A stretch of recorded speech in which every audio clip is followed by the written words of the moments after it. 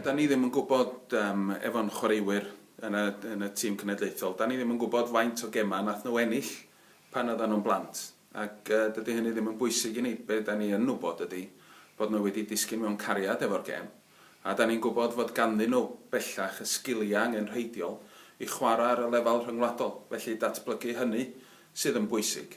Ac os ydyn nhw'n ennill, yna gwych, ond dim dyna ydy'r ffactor bwysicau un. A peth pwysig ydy bod nhw'n datblygu fel unigolion i fod yn chwaraewyr pêl-droed sydd yn gallu addasu, gallu datblygu, dod yn chwaraewyr sy'n gallu chwarae pêl-droed ar y lefel rhyngwladol. Ac dyna wedyn sydd yn ei creu nhw i fod yn ser i ni fel cenedl. Felly mae'r profiad positif yna, mae datblygu'r sgiliau yna yn hollol angenrheidiol. Ac ar hyd y ffordd, pan maen nhw'n ennill neu golli, fawr o bwys. Y peth pwysig ydy bod nhw isio ennill, bod nhw yn gweithio'n galad i ennill bob gêm. Da ni eisiau nhw fod yn trio ennill. Ond mae'n amhosib ennill bob gêm pryn bynnag. Ond y peth pwysig ydy bod nhw'n dod drwy'r llwybr datblygu efo'r sgiliau angenrheidiol i fod yn gallu chwarae pêl-droed ar y lefel rhyngwladol. Oherwydd diffyg amser, mae'n anodd i ni fod yn datblygu'r chwaraewyr yn dechnegol. Oherwydd ydy'r amser ddim ganddo ni efo ni am amser byr. Maen nhw ym mhob carfan, dan 1 ar 15, dan 2 ar 15, dan 4 ar 15 yn yr un modd. Felly y pwysigrwydd wedyn ydy gweithio mewn partneriaeth efo'r clybiau proffesiynol.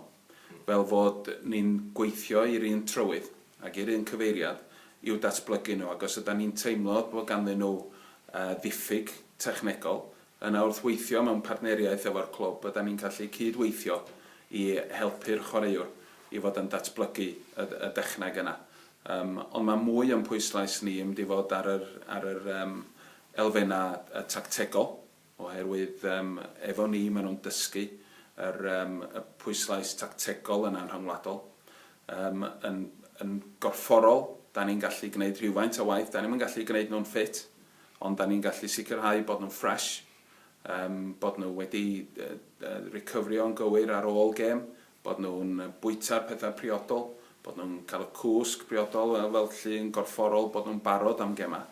Ac hefyd yn feddyliol, mae'n bwysig bod ganddo ni bod ni'n gwneud lot o waith efo nhw'n feddyliol fel nhw'n barod am gemau, bod nhw'n gallu addasu, bod nhw'n barod am y sialens, bod nhw'n gallu delio hefo'r sialens sydd o'i blaenau nhw, a sut maen nhw'n delio hefo siom, neu efo'r sialens sydd o'i blaenau nhw, bod hynny efo'r tîmau cenedlaethol neu yn ôl yn eu clybiau. Felly mae yna lot o waith seicolegol yn cael ei wneud hefo nhw. Ac yn ola mae yna lot o waith cymdeithasol yn cael ei wneud hefo nhw. Canu'r anthem genedlaethol hefo'i gilydd, ysbryd mewn tîm, gweithio'n galad i'w gilydd, ac yn mwynhau cwmni gilydd, datblygu'r elfennau cymdeithasol yna sydd yn bwysig unwaith eto i greu tîm llwyddiannus. Felly dyna'r elfennau da ni'n ei pwysleisio fwyaf pan mae'r chwaraewyr hefo ni, ac mae hynny'n dechrau'n gynnar iawn yn ei dyddiau nhw ac yn parhau wedyn wrth gwrs ar hyd y llwybr.